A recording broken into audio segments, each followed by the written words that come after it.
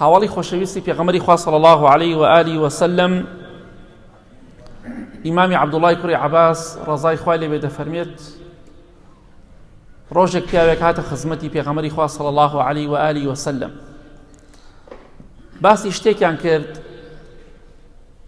پیاوەکە وتی بە پێغەمبەری خوای فەرموو صلی الله عليه وسلم خوای گەورە و تۆ بیەوێت، خوا و تۆ بیەوێت، خوای گەورە و تۆ بیکات،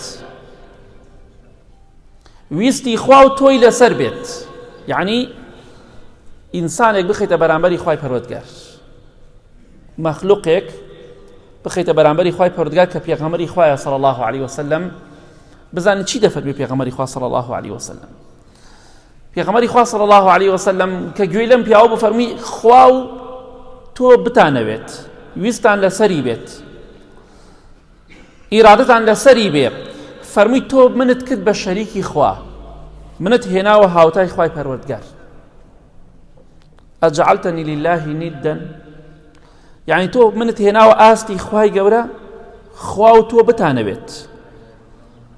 بۆیە ئاگاداری خۆمان بین لەم لەفزانەی کە لە زمانمان دەرەچێت. جارێ شەریکمان بۆ خوا بڕیار داوە، بەڵام بەبێ ئەوەی ئاگامان لە خۆمان بێت. بۆیە دەفەرمێ مەڵێن لا تەقولوا ما شاء الله وشاء فلان، مەڵێن فڵان کەس خوا بیەوێ و فڵان کەس بیەوێ، خوا حەسکا و فڵان کەس حەسکا، ئیرادەی خوا و فڵان کەسی لەسەر بێ. بڵێن خوای گەورە ئیرادەی خوای لەسەر بێ، خوا بیەوێت پاشان فڵان کەس، یەکەم خوا دووەم فڵان کەس. ئەگەر وتت تۆ فڵان کەس بیکەن ئەوە جیاوازە، بەڵام کە ناوی خوای گەورەت هێنا لەگەڵ مەخلوقێکە جیاوازە لەگەڵ کە ناوی دوو مرۆڤ بێنی. بۆیە ئەگەر من وتم فڵان کەس فڵان ئیشت بۆ ئەکەم، تۆش بڵێی خوای گەورە تۆ ویستان لەسەری وێ دەکرێ، ئەوە منت کردۆ بە شەریکی خوا. ئەبێ بڵێی خوای گەورە ئاسانی بکا یەکەم شتێ، دووەمیش تۆ هەوڵی خۆت بدە. بۆیە نابێت خۆمان تووشی ئەو بکەین کە شەریک بۆ خوای گەورە بڕیار بدەین. ناش بڵێن بەخوا من مەبەستم ئەوە نییە کاتێکە سوێنە خۆم بە غەیری خوا، یا دەڵێم خوا فڵان کەس بیکا، بەخوا مەبەستم ئەوە نییە، مەبەست نایخوا.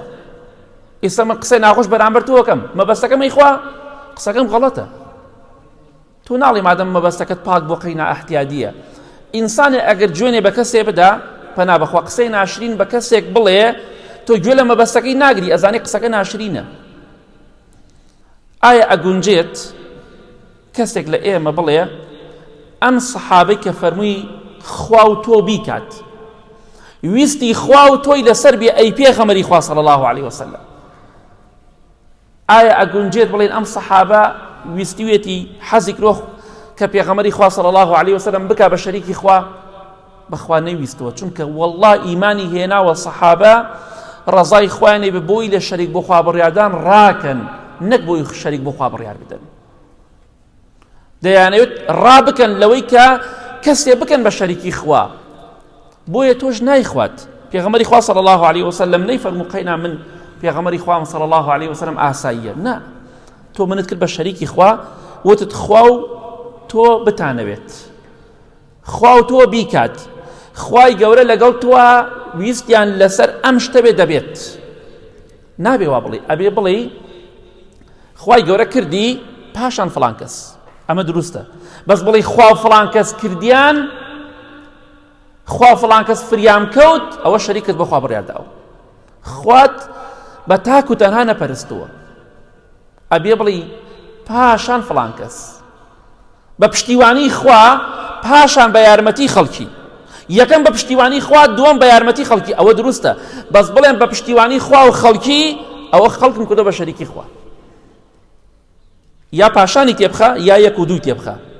ئاگاداری و خاڵە بن ئەو کاتە ئێمە تووشی شەریک بۆ خوا بڕیاردان نابین کە گەورەترین تاوانە لەسەر زەویە. خوای گەورە لە قورئانی پیرۆزە ئەفەرمێ هەر کەسێک شەریکم بۆ بڕیار بدا لی خۆش نابم ئەگەر لەسەری بمرێ، ئەیشی خەمە ناو ئاگرەوە.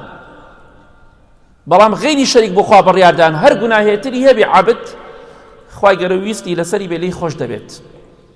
بۆیە مەڵێ ئەگەر خوا و تۆ نەبوایە، ئەگەر خوا و فڵان کەس نەبوایە، ئەوە کاتە بێت ئەو کەسە کرۆ بە شەریکی خوا.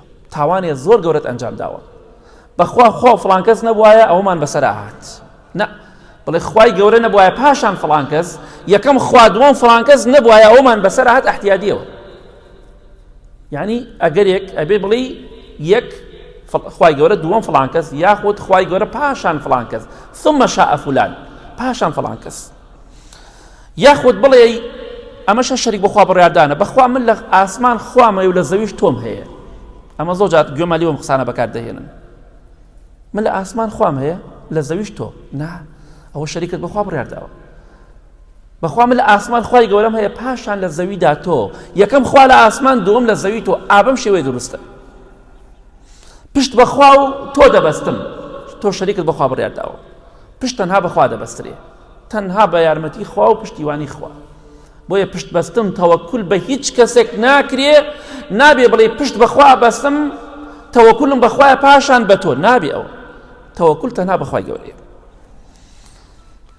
یاخود بڵێ پەنا ئەگرم بەخوای گەورە و بە تۆش بەخوا ئەمە فەزڵی خوا و تۆیە نابێت ئەبێ پاشانی تێبخەی یا یەک و دوو ئەمە فەزڵی خوایە یەکەم دووەم پاشان تۆ بۆیە ئاگاداری خۆمان بین بەم شێوەیە ئەگەر ئێمە کارێکمان کرد کەسێکمان کردە هاوتای خوای پەروەردگار شەریکمان بۆ خوا بڕیارداوە ئەم پیاوە دەڵێ خوا و فڵان کەس بیکات نە دەڵێ خوا و تۆ بیکات کە پێغەمبەری خوایشە صلی الله علیه وسلم ناوی بەڕێزترین کەس دەبا لەگەڵ خوای گەورەدا بەڵام پێغەمبەری خوا دەفەرمێ صلی الله علیه وسلم تۆ منت کرد بە شەریکی خوا بڵێ خوای گەورە بیەوێت پاشان تۆ ئاوا ئەمە خاڵێکە زۆر ئاگاداری